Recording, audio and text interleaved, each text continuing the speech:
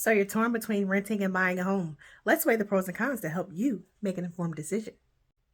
Renting cons: limited control over the property, increasing rent, no equity. You're essentially paying someone else's mortgage. Renting pros: flexibility, low maintenance responsibility, no long term financial commitments, allows you to relocate with ease, and you avoid repairs and expenses.